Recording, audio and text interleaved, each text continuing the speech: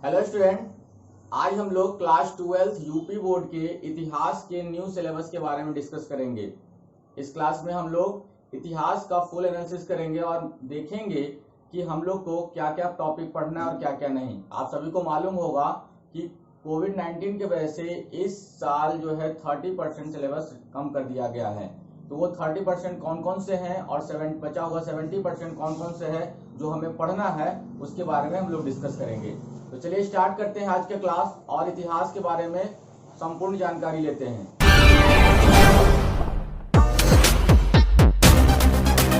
देखिए इतिहास में क्या है, हम लोग को इतिहास में देखिए मैंने लिखा है भाग 1। आप सभी को तो मालूम होगा कि इतिहास में 100 नंबर का पेपर आएगा, ठीक है। तो उसमें हमें क्या क्या पढ़ना है ये मैं बताता हूँ आप लोग को, और क्या क्या नहीं पढ़ना है साथ ही साथ ये भी बताता चलूंगा। तो सबसे पहले हम लोग देखेंगे क्या कि विषय 1 लिखा है आप लोग को, और यहाँ पे मैंने कुछ नहीं लिखा है, ठीक है। सबसे पहले आप देखिए भाग 1 है। भाग 1 के अंतर्गत विषय 1 लिखा है, जो आप लोग को अभी स्क्रीन पे दिख रहा होगा। देखिए जो स्क्रीन पे दिख रहा है वो सब सारे टॉपिक आपको नहीं पढ़ने, इस बात को ध्यान रखिएगा। इसीलिए मैंने भाग 1 के सामने कुछ भी नहीं लिखा हुआ है। तो भाग 1 में जो जो टॉपिक आपको स्क्रीन पे दिख रहा है आप उसका स्क्रीनशॉट ले लीजिए और उसको रख लीजिएगा। ये टॉपिक नहीं पढ़ना है, नहीं तो आप सीधा सीधा ये देखिए कि क्या क्या हमें पढ़ना है। तो विषय 2 में देखिए हम लोग को क्या क्या पढ़ना है। तो विषय 2 में हमारा जो है तो राजा, किसान और नगर, ठीक है, ये देख लीजिए आप। उसके देखिए उसमें क्या है, राजनीतिक और आर्थिक इतिहास। इसमें हमको देखना है शिलालेख किस प्रकार इतिहास का निर्माण करते हैं। उसके बाद सिंहावलोकन में क्या पढ़ना है, मौर्य काल से गुप्त काल और राजनीतिक आर्थिक इतिहास। खोज की कहानी में शिलालेख और लिपि का स्पष्टीकरण, अभिज्ञान और राजनीतिक और आर्थिक इतिहास की अवधारणा में परिवर्तन। उदाहरण में पढ़ना हम लोग को अशोक के शिलालेख और गुप्तकालीन भूमिदान, और विचार विमर्श करना है इतिहासकारों द्वारा शिलालेख की विवेचना, ठीक है। ये आप देख लीजिए ध्यान से। विषय 1 में आप लोग को कुछ भी नहीं पढ़ना, जो कि आपको स्क्रीन पे दिखाई दे रहा था तब, और विषय 2 में जो है आपको ये सारे कवर कर लेने हैं, ठीक है। अब हम लोग देखते हैं विषय 3 में हम लोग को क्या क्या पढ़ना है। अब हम लोग देखते हैं क्या विषय 3 में क्या टॉपिक है हमारा। तो विषय 3 में देखिए बंधुत्व, जाति तथा वर्ग, आपको दिख रहा होगा ये आपका टॉपिक है, ठीक है। बंधुत्व, जाति तथा वर्ग। हम लोग अभी क्या पढ़ रहे हैं, भाग 1 के बारे में डिस्कस करें। भाग 1 में जो विषय अलग अलग है उसको हम लोग डिस्कस कर रहे हैं, ठीक है। अब देखिए इसमें क्या है, तो सामाजिक इतिहास में पढ़ना है महाभारत के संदर्भ में, यानी कि महाभारत के संदर्भ में जो जो टॉपिक आपको दिख रहा है वो सारे आपको पढ़ने हैं। जैसे कि सिंहावलोकन में करना क्या, जाति वर्ग बंधुत्व तथा लिंग के संदर्भ में सामाजिक इतिहास। खोज की कहानी में आपका महाभारत के संदर्भ में इतिहास, परिवर्तन और संचरण प्रकाशन, ये आपको क्लियर कर लेना है। और उदाहरण में यदि बात करोगे तो महाभारत के इतिहासकारों द्वारा इसे किस रूप में व्याख्यायित किया गया है ये आपको देखना है। और साथ ही विचार विमर्श की यदि बात करोगे तो आपको ये सामाजिक इतिहास के पुनर्निर्माण के अन्य स्रोत क्या क्या हैं, ये सब टॉपिक आपको डिस्कस कर लेना है। तो देखिए ये सब अलग अलग नहीं है, ये बंधुत्व, जाति तथा वर्ग जो है उसी के अंदर ये सारा टॉपिक आपको क्लियर करना है। और ये याद रखिए कि भाग 1 के बारे में हम लोग अभी डिस्कस कर रहे हैं, ठीक है। तो भाग 1 में विषय 3 पर हम लोगों ने देख लिया, अब विषय 4 पर डिस्कस करते हैं। चलिए हम लोग को विषय 4 में देखिए क्या क्या पढ़ना है। तो विषय 4 में जो हमारा टॉपिक है क्या है, देखिए विचारक, विश्वास और इमारतें, जिसमें बौद्ध धर्म का इतिहास और सांची स्तूप पढ़ना है। आपको ध्यान रखना है क्या, इसमें बहुत सारे टॉपिक हो सकते हैं, लेकिन आपको विषय 4 में बौद्ध धर्म पर आपको विशेष रूप से स्टडी करना है ध्यान से। बौद्ध धर्म के बारे में आप बहुत अच्छे से पढ़ लीजिएगा, क्योंकि बौद्ध धर्म से रिलेटेड ही इस टॉपिक में क्वेश्चन पूछे जाएंगे। तो देखिए पहले क्या है, तो जैसे लिखा है क्या कि बौद्ध धर्म का इतिहास, सांची स्तूप। उसमें देखिए सिंहावलोकन में क्या करना है, वैदिक धर्म, जैन धर्म, शैव धर्म के संक्षिप्त इतिहास का अवलोकन आपको करना है। सारे दिया हुआ देखिए, वैदिक धर्म दिया है, जैन धर्म दिया है, शैव धर्म का दिया है, उसका संक्षिप्त इतिहास आप देख लीजिएगा। लेकिन यदि मुख्यतः यदि बात करोगे, देखो मैंने यहाँ लिख भी दिया, मुख्यतः यदि बात करोगे तो आपको क्या करना है, बौद्ध धर्म के बारे में अच्छे से, इन सब के बारे में थोड़ा थोड़ा पढ़ लीजिएगा, लेकिन बौद्ध धर्म के बारे में बहुत अच्छे से आप लोग पढ़ लीजिएगा, ठीक है। खोज की कहानी में बौद्ध धर्म के संदर्भ में सांची स्तूप के खोज की कहानी, ठीक है। और उदाहरण में क्या करना है आपको, सांची स्तूप की शिल्प कला का पुनर्निर्माण, मतलब जो सांची स्तूप है उसका पुनर्निर्माण जो है के बारे में आपको डिस्कस करना है। विचार विमर्श में देखिए इतिहासकारों द्वारा शिल्प कला का प्रयोग किस प्रकार किया गया, ठीक है। और देखिए लास्ट में क्या लिखा है, बौद्ध धर्म के इतिहास के पुनर्निर्माण के अन्य स्रोत, मतलब बौद्ध धर्म से रिलेटेड जो इतिहास है उसका पुनर्निर्माण जो हुआ है उसके लिए और भी कोई स्रोत है तो आपको बताना है। तो आप देख सकते हो कि विषय जो 4 है, ठीक है, विषय 4 में आपको अच्छे से जो पूरा कंसेप्ट है, देखिए अधिकांशतः आपको बौद्ध धर्म के बारे में भी पढ़ना है और साथ ही साथ क्या है, सांची स्तूप के बारे में डिस्कस कर लेना है, तो वो भी उसी के अंतर्गत आ जाता है, तो आप उसको अच्छे से कवर कर लीजिएगा, ठीक है। तो विषय 4 आपको इस हिसाब से कंप्लीट हो गया। अब देखिए विषय 5 क्या है। आप देखिए हम लोगों ने भाग 1 के अंतर्गत विषय 4 तक डिस्कस कर लिया। अब देखिए आप लोग को बोर्ड पे दिख रहा होगा विषय 6 और 7, तो 5 जो है आप लोग को नहीं पढ़ना है। विषय 5 में क्या क्या नहीं पढ़ना है, और मतलब विषय 5 में आप लोग को कुछ भी नहीं पढ़ना है। आपको स्क्रीन पे दिख रहा होगा, आप देख लीजिए स्क्रीन पे जो जो आपको दिख रहा है वो सारा का सारा टॉपिक आपको नहीं पढ़ना है, यानी कि विषय 5 हमको पढ़ना ही नहीं है, ठीक है। तो विषय 6 पर हम लोग डिस्कस करते हैं। देखिए विषय 6 क्या है। विषय 6 में हम लोग को पढ़ना है भक्ति सूफी परंपरा। क्या पढ़ना है? भक्ति सूफी परंपरा, ठीक है। उसमें धार्मिक इतिहास में देखिए भक्ति और सूफी परंपरा, ये आपको कवर कर लेना है पूरा का पूरा। सिंहावलोकन में बात करेंगे तो धार्मिक विकास की रूपरेखा, और उसी के अंतर्गत हमको पढ़ना है भक्ति और सूफी संतों के विचार और व्यवहार, ठीक है, ये दोनों आप कवर कर लीजिएगा। उसके बाद बदलाव भी देखेंगे हम लोग, किस प्रकार भक्ति और सूफी कृतियों को संरक्षित किया गया है, आपको ये कवर कर लेना है। उसके बाद देखिए उदाहरण में क्या करना है, तो चुने हुए भक्ति सूफी रचनाओं का सार पढ़ लीजिए, जो जो इंपॉर्टेंट होता है इसके अंतर्गत वो सब कवर करना है। विचार विमर्श में इतिहासकारों द्वारा की गई विवेचना, मतलब इतिहासकारों ने जो है ये सुभक्ति और सूफी परंपरा को कैसे प्रस्तुत किया है उसको आप कवर कर लीजिएगा। तो आपको विषय 6 में ये इतना कवर कर लेना है, यानी कि विषय 6 में भक्ति सूफी परंपरा को आपको पूरी तरह से कवर कर लेना है। विषय 7 में देखिए क्या करना है, तो एक साम्राज्य की राजधानी विजयनगर, ये आपको कवर करना है। क्या है? विजयनगर, एक साम्राज्य की राजधानी जिसमें विजयनगर कवर कर लेना है। तो उसमें देखिए नव स्थापत्य में बात करेंगे तो हम्पी को कवर करना है, हम्पी के बारे में, यानी कि पूरा डिटेल्स आपको पढ़ लेना है हम्पी के बारे में इस टॉपिक में। तो सिंहावलोकन में बात करेंगे तो विजयनगर कालीन नई इमारतों की रूपरेखा, मंदिर, किले, सिंचाई सुविधाएं जो कैसी थी उसके बारे में कवर कर लेना है, और स्थापत्य और राजनीतिक व्यवस्था के बीच संबंध, वो उस काल में कैसे थे ये कवर करना है। खोज की कहानी, यानी कि हम्पी की खोज किस प्रकार हुआ था ये आपको कवर करना है। और फिर उदाहरण में बात करेंगे तो हम्पी के खोज तो हम्पी की खोज किस प्रकार हुई है तो कवर करना है। साथ ही साथ आपको ये भी कवर कर लेना है कि हम्पी की उस समय इमारतें कैसी थी, यानी कि उस दौरान। और विचार विमर्श में करेंगे क्या, इतिहासकारों द्वारा इन इमारतों की संरचना का विश्लेषण और विवेचना हम कर लेंगे, ठीक है, ये कवर कर लेना है। तो आपका इस हिसाब से इतिहास में भाग 1 कवर हुआ। ध्यान समझिएगा, इतिहास पूरा कवर नहीं हुआ है, इतिहास का जो भाग 1 है वो कवर हुआ। तो इस हिसाब से आपका जो है भाग 1 कंप्लीट हो गया, ठीक है। आपको मैं बता दूं फिर से कि भाग 1 में विषय 1 और विषय 5 हम लोग को पूरी तरह से नहीं पढ़ना है, यानी कि भाग 1 में टोटल आपको दिख रहे हैं 7 है नहीं, केवल 5 ही हुए, क्योंकि 7 तो है, 7 में से 2 आपको पढ़ने नहीं है, तो यानी 5 पढ़ने, यानी कि विषय 5 आपको कवर कर लेना है। अब बात आई कि ये सारा कवर करते हो तो आपके एग्जाम में कितने मार्क्स कंप्लीट होंगे, तो आप ध्यान समझ लीजिए। भाग 1 की यदि बात करोगे तो आपके एग्जाम में ये 30 अंक, भाग 1 जो है आपको 30 अंक आपको दिला देगा, यानी कि भाग 1 में विषय 1 से लेकर के 7 तक कवर कर लेना है, जिसमें से 2 नहीं पढ़ना है, वो सारा कवर करते हो तो आपका इस हिसाब से 30 नंबर कवर हो जाता है। मैं आपको बता देना चाह रहा हूं कि अभी हम लोग क्या क्या पढ़ना है और क्या नहीं इस पर डिस्कस कर रहे हैं। उसके बाद मैं ये डिस्कस करूंगा कि जो हमारा बोर्ड एग्जाम होगा उस बोर्ड एग्जाम में कौन से किस प्रकार के क्वेश्चन आएंगे, उसका पैटर्न क्या रहेगा, वो मैं बाद में डिस्कस करूंगा। पहले हम लोग क्या पढ़ना है और क्या नहीं पढ़ना है उसके बारे में पूरी तरह से समझ लेते हैं। तो चलिए अब हम लोग डिस्कस करते हैं भाग 2 के बारे में कि भाग 2 में हमें क्या क्या पढ़ना है। चलिए हम लोग डिस्कस करते हैं भाग 2 पर, ठीक है।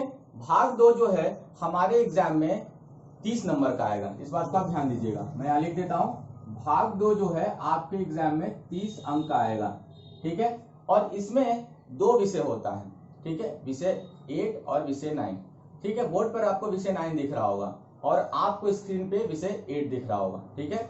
अब विषय 8 को ध्यान से देख लीजिए, विषय 8 आपको नहीं पढ़ना है, यानी कि विषय 8 जो है आपको पूरी तरह से नहीं पढ़ना है, जो कि अभी आपको स्क्रीन पे दिख रहा होगा, आप उसको अच्छे से समझ लीजिए, ठीक है। अब मैं विषय 9 पर डिस्कस करता हूं, क्यों, क्योंकि मैं बता दूं आपको जो जो नहीं पढ़ना है मैं आपको स्क्रीन पे दिखा दे रहा हूं कि आप उसको देख लीजिए, और जो हम लोग को पढ़ना है, ठीक है, उसको मैं अच्छे से आपको डिस्कस कर ले रहा हूं, क्योंकि आप उसको समझ लीजिए, क्योंकि आपको उसी को पढ़ के आपको एग्जाम देने हैं और नंबर उठाना है एग्जाम से, ठीक है।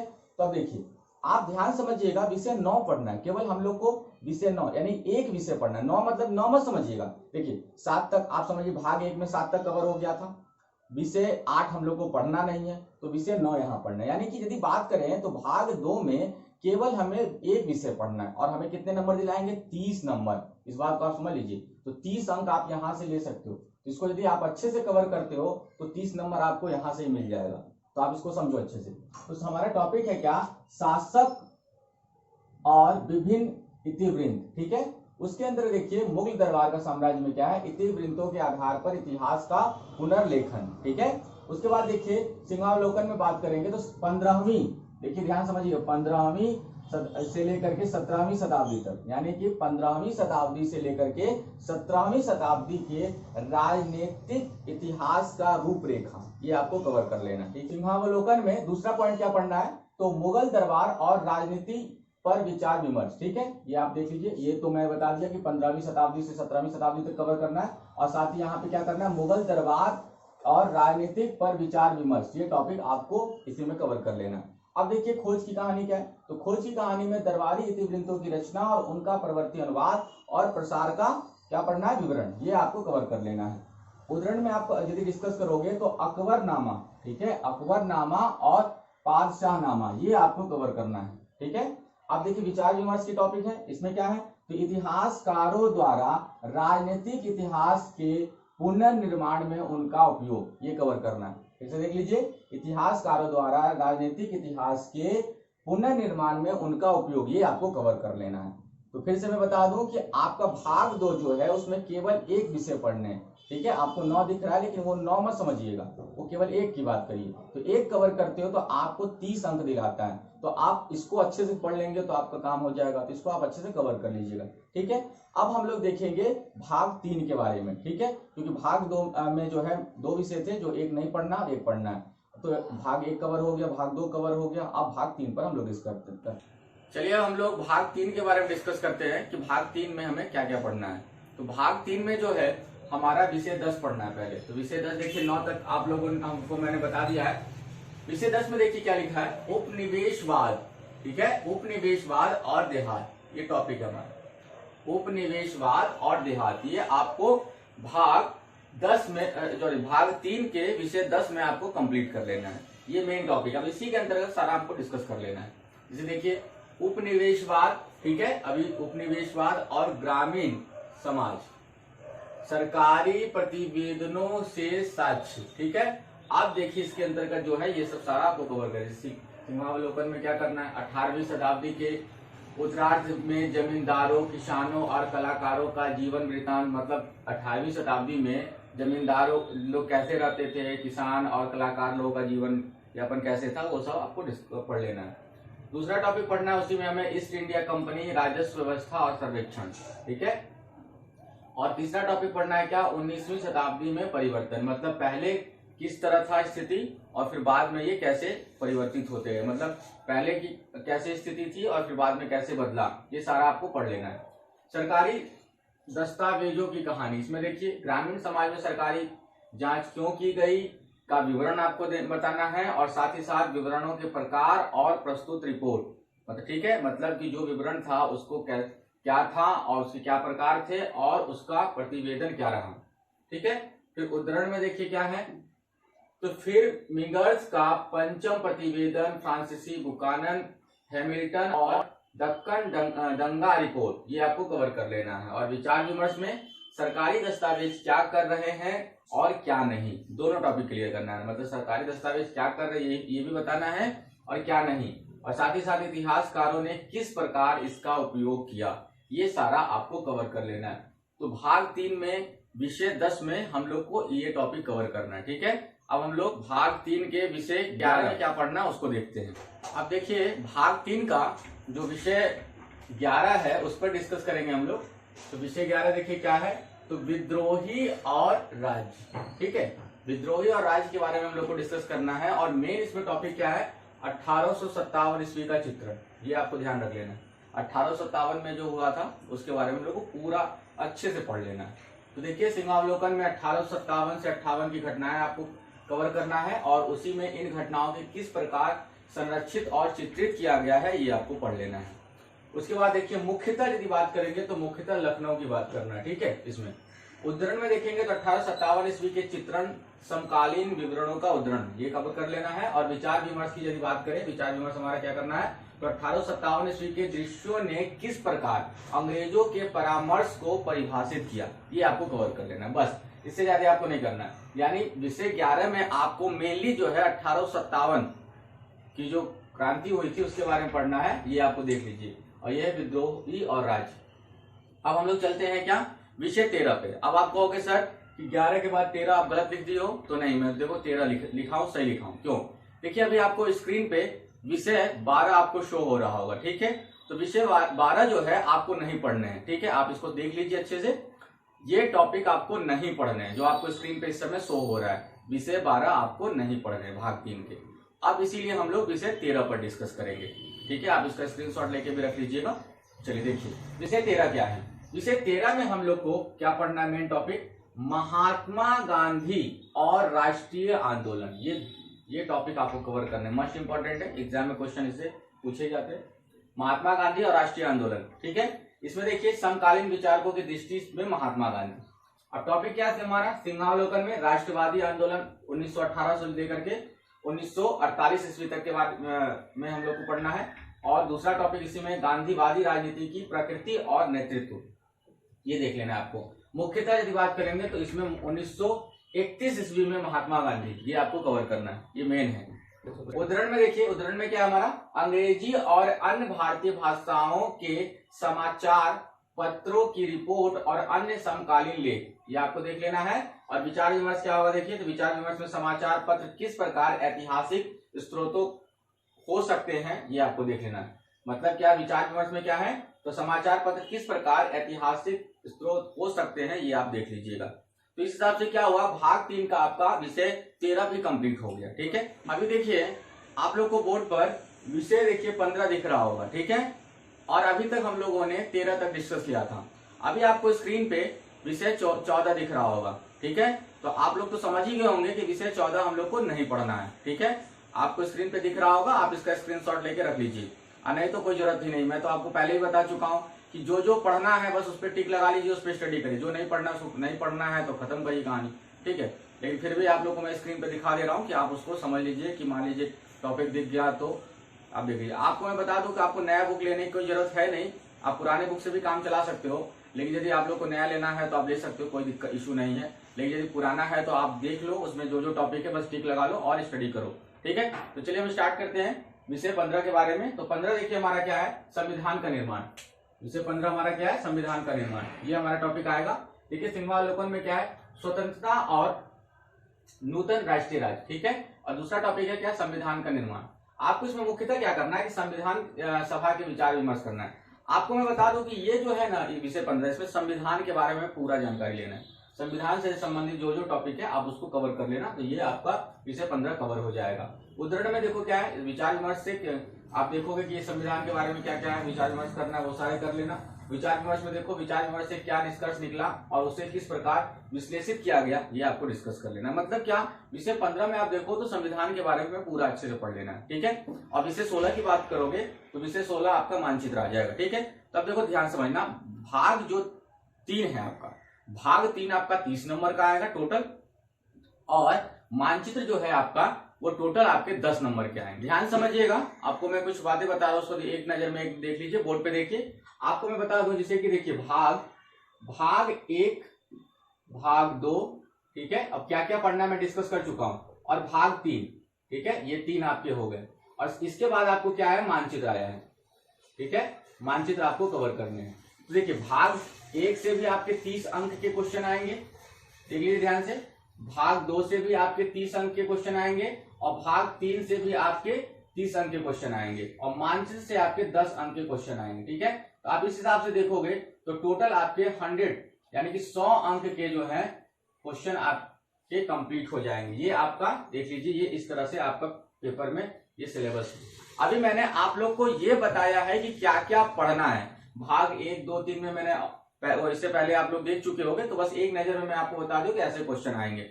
अब क्वेश्चन किस प्रकार से आएगा हम चलिए उस पर डिस्कस करते हैं, ठीक है। क्योंकि आपको ये समझना जरूरी है कि आपने तो अभी ये देख लिया कि हमें क्या क्या लेसन पढ़ना है, लेकिन उन लेसनों से क्वेश्चन का पैटर्न क्या रहेगा ये समझना बहुत जरूरी है।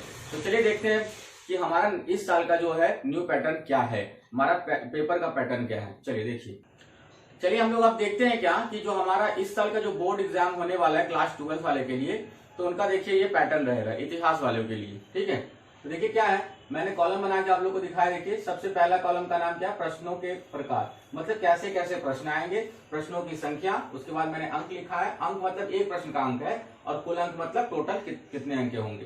तो देखिए बहुविकल्पीय प्रश्न है, तो बहुविकल्पीय प्रश्न आपके 10 आएंगे एग्जाम में। ठीक है, क्वेश्चन आपके 10 रहेंगे और आपके 1 नंबर के रहेंगे, तो टोटल कितने नंबर हो गए, 10 अंक। यानी कि बहुविकल्पी के आप 10 नंबर ले सकते हो एग्जाम में, यदि आपके सारे बहुविकल्पी सही होते तो।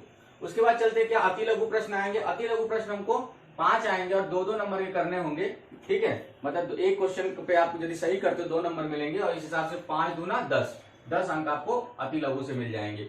उसके बाद आता है क्या, लघुत्तरीय प्रश्न, ये आपको 6 करने होंगे एग्जाम में, और एक क्वेश्चन के लिए आपको 5 अंक मिलेंगे, तो इस हिसाब से टोटल आपको 30 अंक जो है लघुत्तरीय से मिल जाएंगे। उसके बाद आता है हमारा दीर्घोत्तरीय प्रश्न। दीर्घोत्तरीय आपको 3 करने होंगे और एक क्वेश्चन पे 10 नंबर मिलेगा। ध्यान समझिएगा, एक क्वेश्चन पे आपको 10 नंबर मिलेंगे दीर्घोत्तरीय में, और इस हिसाब से 30 नंबर ये हो गए। अब मानचित्र पे बात करेंगे, तो मानचित्र जो है 5 प्रश्न रहेंगे, और 5 प्रश्न तो रहेंगे, साथ में एक प्रश्न पे 2 अंक मिलेंगे, टोटल आपके 10 अंक मिल जाएंगे इस हिसाब से।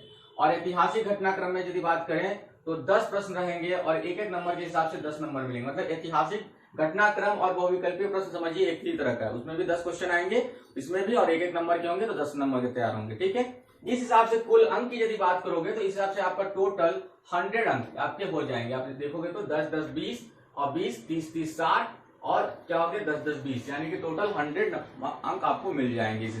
समझ गए? अब ध्यान समझ लीजिएगा, क्या ये आपका पैटर्न है। ठीक है, तो आज की क्लास में हम लोगों ने क्या डिस्कस किया, क्लास 12 यूपी बोर्ड के जो कला वर्ग के बच्चे होते हैं और उनका इतिहास विषय जो होता है, हिस्ट्री सब्जेक्ट जो होता है, उसके बारे में हम लोगों ने फुल एनालिसिस किया। यानी कि हम लोगों ने क्या पढ़ना है और क्या नहीं पढ़ना है इसको देखा, और साथ ही साथ जो इस बार न्यू पैटर्न आएंगे, क्वेश्चन कौन सा क्वेश्चन कितने नंबर का आएगा और कितना क्वेश्चन आएगा एग्जाम में, इसको मैंने आप लोगों को बताया। ठीक है, तो चलिए नेक्स्ट क्लास में एक न्यू सब्जेक्ट के बारे में डिस्कस करेंगे। मैं फिर से बता देना चाह रहा हूं, आप लोग को यदि कोई भी सिलेबस में, किसी भी सब्जेक्ट की सिलेबस में कोई दिक्कत है तो आप कमेंट कर सकते हो, मैं आपको वो सिलेबस बना के जल्दी से जल्दी देने का कोशिश करूंगा। चलिए आज की क्लास में बस इतना ही, तब तक के लिए thank you, take care and bye.